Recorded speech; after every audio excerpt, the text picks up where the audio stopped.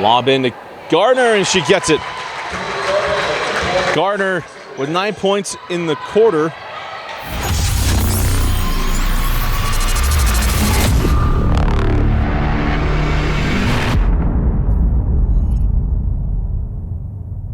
Deseret News Rewind is presented by Heidemann & Associates, a full-service law firm dedicated to winning for you. Call them now for a free consultation. Welcome in Deseret News Rewind. Dusty, Litster, Dane, Stewart, as always, presented by Heidemann & Associates and brought to you by the Utah Army National Guard. That's right, Dusty. Heidemann & Associates, a full-service law firm. And if you tell them Deseret News Rewind sent you, you'll get a free consultation. To set that up, call 801-754-4240. Well, the girls got things going earlier. Yeah. Well, they've been going for a while, but the RPI has come out. We wanted to talk about all things about our coverage of the girls got started this week. We're here at Fremont, and well, let's kind of just jump right into it. Brought to you by Heidemann & Associates, the opening statement. Well, we're going to go through the RPI and get some thoughts as well. Number one, how about the Fremont Silver Wolves coming in number one? Well, impressive for them tonight, right? We saw Fremont and Davis, and left no doubt. Top five matchup. Yeah, you look at this team, and Calvert, 3-year starter, Gardner, 2-year starter, got another 6'5" freshman post, and they have some guards that can hit some outside shots.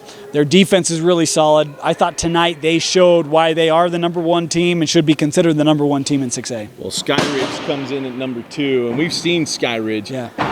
They might be number 2, but they shoot the 3.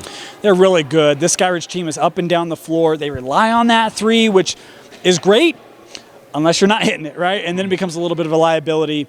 If they shoot that ball well, there's not a team in the state they can't play with, but they got to shoot that ball well. And we've seen times where they do and times where they don't, and sometimes you just got to live with what you have, right? Well, and it's interesting because we're going to go through the top 5 in each of the classifications, but Harriman comes in at number 4. We saw them, and that's another team that when they shoot well, it's a different team.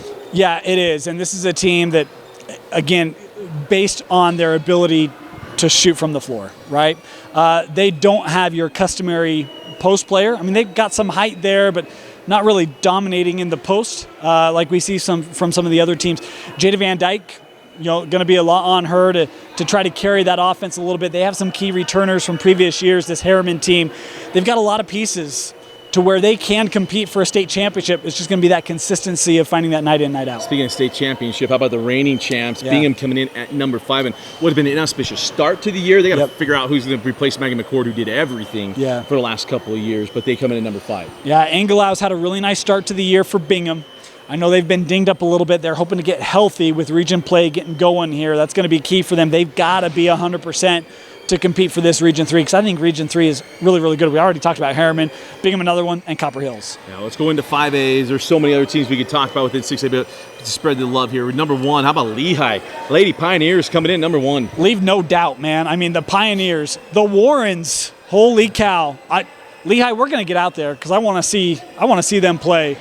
These are young women that are dropping 20-plus a game every game. The Lehigh Pioneers have been fantastic to start the year. Not everybody transferred to Skyridge. There's still a lot of people still there. About Farmington in year number 2, they come in at number 2. Yeah, they've been really good to start the year. The Farmington Phoenix and Abigail Farrell, 14 points a game to lead the way. This is a team that Coach Price... Anyone shocked? Right. I'm not. At all. Yeah. And Highland, we talked about this a couple of weeks ago. There's a team we kept hearing about, hey, talk about all of our defense. They come in at number 3. Yeah, it's offense this year, and they've done a really nice job. The Highland Rams, they've been starting youth the last couple of years. It feels like this is one of those years where, hey, here's your chance to capitalize on all that experience for the Highland Rams. Well, Olympus, another team in there. I know they're not. Oh, they are. We'll get there. Yeah, we'll get sorry. There. Yeah. One of the few times, Springville, this is one of the best programs annually. We thought maybe a little bit down, but they come in at number 4. Yeah, really good start for the Red Devils, and how fun for Springville. Have girls and boys both up there in their respective, girls and boys side in top 5 in the RPI. 2 years ago, girls got to the championship game and lost, and the boys won it. Yeah. They didn't expect that one. They thought the girls would do it. Olympus comes in at number 5. Now, thank you. How about Alyssa Blank? This is a youngster, I think a sophomore, one of the top scorers in the classification. She's off to a really good start for Olympus. It's going to be fun to see if they're able to keep that going, right? With region play, that Region 6 I think is really good. We've seen Murray. We've talked a little bit about Highland, Olympus. East is in that region. This is a really tough Region 6. It'll be fun to see her development in the coming years for Olympus. 4A, be ye either in the top of the state or the bottom of the state, you don't make the top 5. Yeah, in fact, you don't make the top 6. But number 1 good is the Desert Hills Thunder. Yeah, how about this? Desert Hills, Snow Canyon, Green Canyon, Cedar, Logan. Can we get a Valley team in there? What is going on? Not 4A. I guess it's 4A. Not 4A because they all moved them everywhere. Yeah. But yeah. Well, Juan Diego. And now let's get to the important one. 3A, shall we? Grantsville comes in number 1, South Superior number 2, Judge number 3, Richville number 4, and Cheerful, Real Carbon. The Dinos coming in number 5. One of the few teams I can always. What kind of conspiracy is going on where Carbon's number 5? It should be number 1. Right? Yeah. How about Sacamano?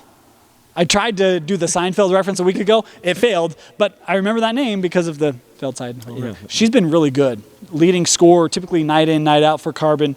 Great to see the Dinos, Dusty. For my old friend Dusty, great to see the Dinos up there. Coach Bianco, he knows there's an inside joke between he and I. They just got to make their free throws. They make their free throws. We got a chance here.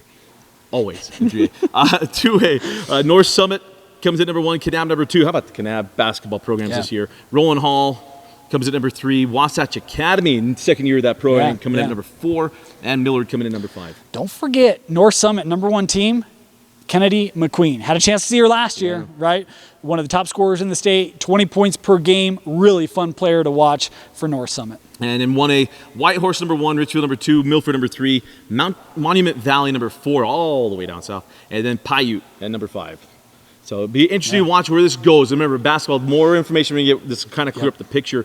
Want to go through the snapshot of what's going on this week, but a big win for the Fremont Silver Wolves in our game of the week. Go check that one out as well. For Vince Francis and Dane Stewart, I'm Dusty Litster. Thanks for joining us and watching Deseret News Rewind, presented by Heidemann Associates and brought to you by the Utah Army National Guard.